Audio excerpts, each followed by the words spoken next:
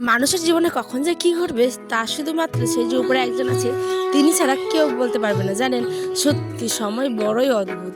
আমরা এই সময়ে কত কিছু নিজেদের নিয়ে ব্যস্ত থাকি, তাই না বলুন? কিন্তু নিজেদের নিয়ে ব্যস্ত রাখতে রাখতে আমরা হয়তো আশেপাশের মানুষগুলোর ভালো থাকা, খারাপ কথা, এই সমস্ত কিছু ভুলেই গেছি। যাই হোক, কি অবস্থা আমার প্রিয় পরিবার? আশা করি সকলে ভালো আছেন, সুস্থ আছেন। আমি হয়তো দিনাজপুর থেকে পাই ব্লগটা শুরু করলাম। আজ হচ্ছে গিয়ে শনিবার, সকাল বাজে এখন এই ধরুন 6:30 থেকে 7টা। আজকেও নাকি ওয়েদারটা এত এত এত পরিমাণে খারাপ, মানে পুরো আমাদের উত্তরবঙ্গে কিন্তু একদম নিম্নচাপ যেরকম হয় ঠিক তেমনটাই চলছে। বলতে গেলে পুরো হালকা হালকা ঝিরিঝিরি বৃষ্টির সাথে কিন্তু ঠান্ডা হাওয়া। দেখি দেখি কেমন লাগছে, বিনা করে চিল্লাচ্ছে দেখবি। আজ তোরা ব্ল্যাঙ্কেট গোছাচ্ছে, দেখ দেখ। আজ এই যে বা বালিশ গোছাচ্ছে, দেখো দেখো দেখো। বাহ, তুমি বিছানা গোছাচ্ছ তো বুঝতেই পারবে না আমি গুছালাম না তুমি গুছালাম।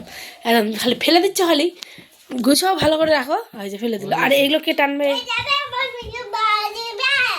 ওরম এটাতে ঝাড়ো এবার সুন্দর করে দেখি আপু।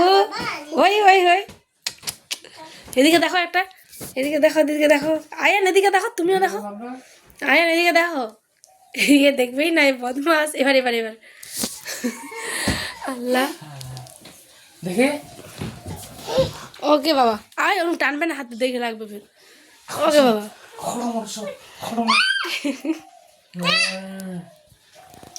চলো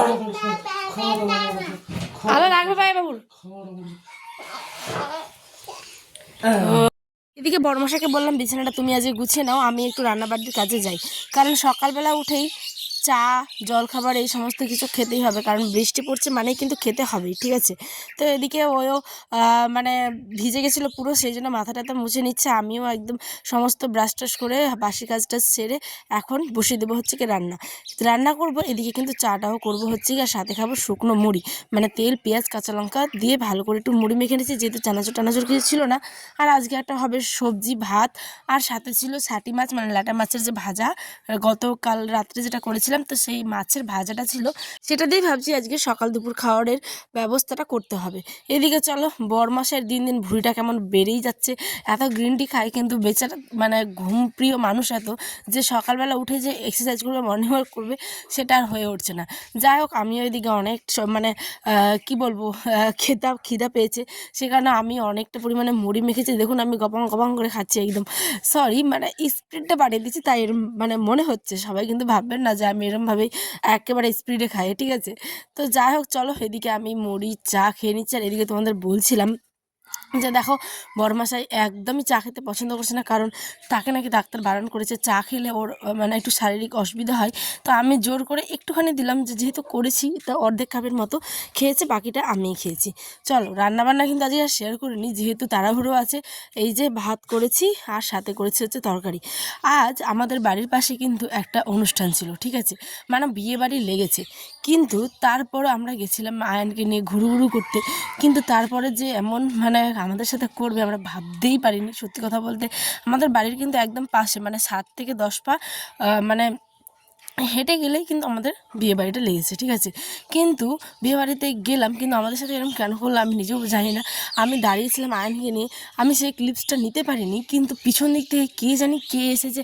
হয় না, আগে আমরা যখন আমাদের 2000 ধরুন 13, 12, 11 এই সমস্ত দিকে দেখতে পাবেন যে বিয়ে বাড়িতে কিন্তু রঙের যে পুড়িয়াগুলো হয়, মানে কালারফুল রঙের পুড়িয়া হতো, ঠিক আছে?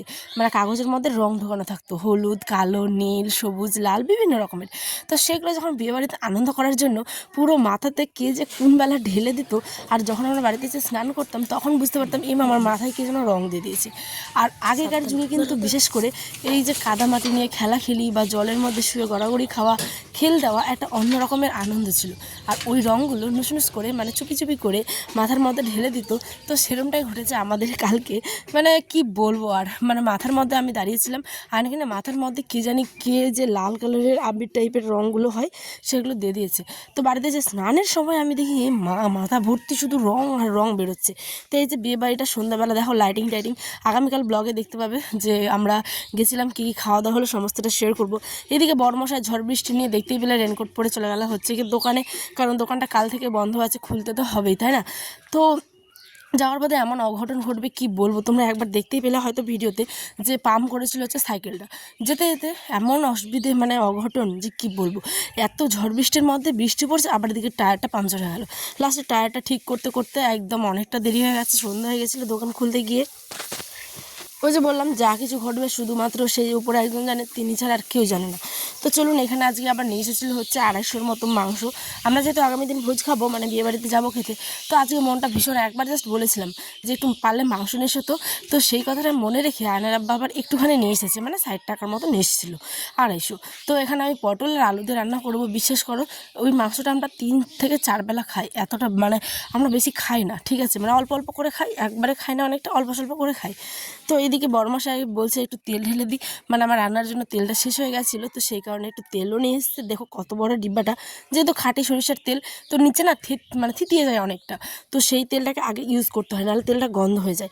চলো এদিকে আমার রান্নাবান্না কমপ্লিট করে নিব এখনই, কারণ আলু পটল একদম ভাজা হয়ে গেছে। তার আগে গোটা রসুন কিন্তু আমি মাংস হলেই দিই, সে হোক মানে লাল মাংস কিংবা পোলট্রির, মানে যে কোনো মাংস হলে আমি কিন্তু দিই হচ্ছে গোটা মানে রসুন।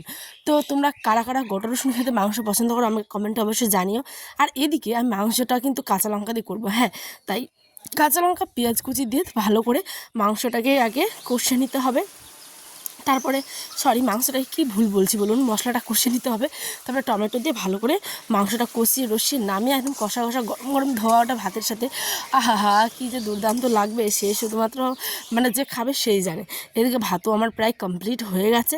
চলো ব্লগটা বেশি বড় করবো না, হ্যাঁ, আগামী দিনের ব্লগটা দেখতে কিন্তু ভুলো না, কী কী খাওয়া দাওয়া করলাম, কী হলো বিয়েবাড়িতে, সমস্তটা পারলে শেয়ার করবো। যদি বৃষ্টি আবহাওয়া ভালো মতো থাকে তবেই, কারণ ছোটো আইনকে নিয়ে এখন বেরোনোটা অসম্ভব ব্যাপার হয়ে গেছে।